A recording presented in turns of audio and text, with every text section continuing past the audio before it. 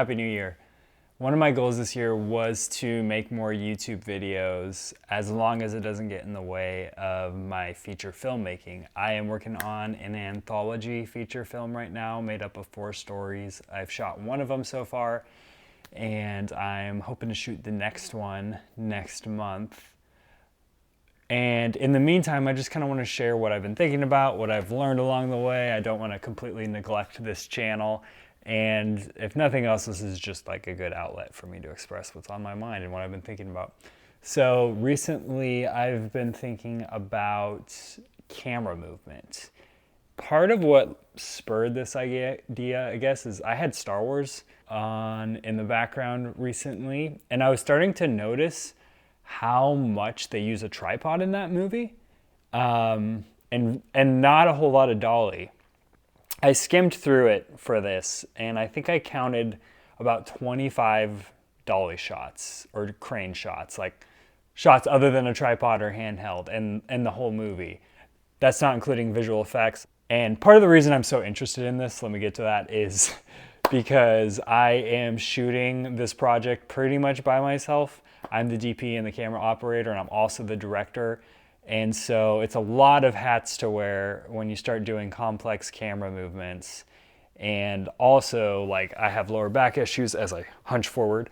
I have lower back issues sometimes, and man, I came across a photo from this recent shoot I did where I had a friend do behind the scenes photos, and I'm like so hunched over when I'm using this gimbal in this one shot, and I'm like, man, that is not good for my back. It's just exhausting as well. So I'm trying to use the tripod more. And anyways, I noticed Star Wars uses the tripod a lot. Lots of pan shots, lots of tilt shots. Sometimes you would almost think that maybe it's like a moving dolly, but it's just a like more telephoto lens, and they're doing like a pan or something. And that's not like an unexciting movie. In the action scenes, it's mostly tripod as well. It seems like the shots they used the dolly for were mostly these kind of like walk and talk shots where the character is traveling like a long distance forward and the camera is tracking backwards. This whole thing of thinking about using the tripod, it's helped me be more intentional about what camera movements I want to do in my films. I'm preparing for the next film I'm going to shoot next month, and I'm storyboarding it right now.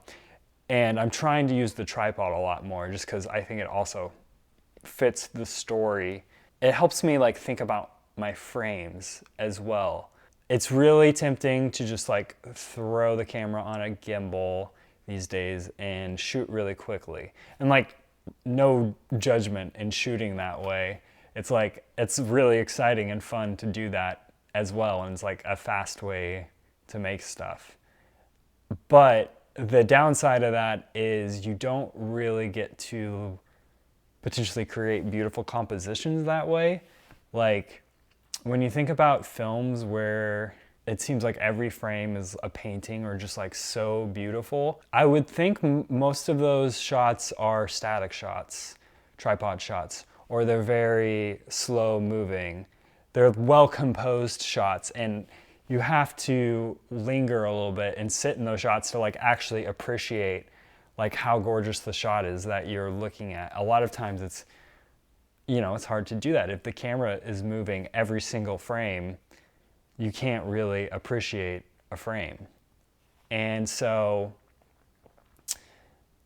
looking at Star Wars, I also noticed how handheld movement was used in that film. There's very, very few handheld shots, but when they are used, they're super effective. Because there was so much tripod and so much smooth, kind of more objective, I guess, feeling movement up until this point, it feels like really strange and exciting when suddenly it goes to handheld. And I think that's just like another tool in my tool belt. How I can use these different kind of movements in my own film, and I guess create a sort of like language and like teaching the viewer how to watch my movie by, you know, establishing certain patterns and things I do, and then it feels interesting when you break from that. I was also noticing a few other films that use a lot of tripod. First, an old film, Tokyo Story. And that film I don't remember if there's a whole lot of panning or tilting, but it's very, very well composed frames. It's more of a drama film. And so you're just like watching these scenes play out and the drama unfold between these characters. And yeah, that film was great. I also checked out May December recently, and I was just kind of noticing as I was watching it, like, huh, there's a lot of tripod shots. And I think in total I counted only like 10 dolly shots, maybe less, in the whole film. That film has like a lot of long takes and interesting blocking going on. And yeah, I think there is something about using the tripod. You're sort of like stripping things away and you're creating limitations, which can like breed creativity. Because I don't know, when you throw things on the gimbal or you just try to shoot everything handheld, I think there is a temptation to be like, capture everything with the camera, and I'm trying to make it interesting. And I don't know, I think you just can be a little bit more intentional when you're thinking about your frame. How is the camera movement affecting the audience? And it's difficult when you're working with no budget and you are just like kind of a DIY, filmmaker, because I'm struggling with this right now. There's sometimes you want to do a dolly move and you don't have a dolly.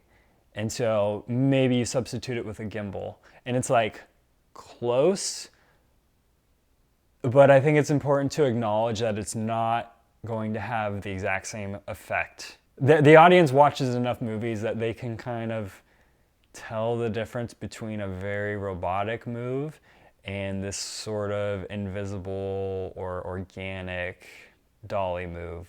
Like if you're like pushing in slowly on a character, that's a lot harder to do with a gimbal when you're trying to be as steady as possible and maybe you're like crouched over, and that gets exhausting as well. What have you guys been doing for camera movement? Have you noticed like a ratio that you're using between like handheld or gimbal or tripod or other types of camera movement? I'd be really curious to hear your guys' thoughts. That's all I got for today. See ya.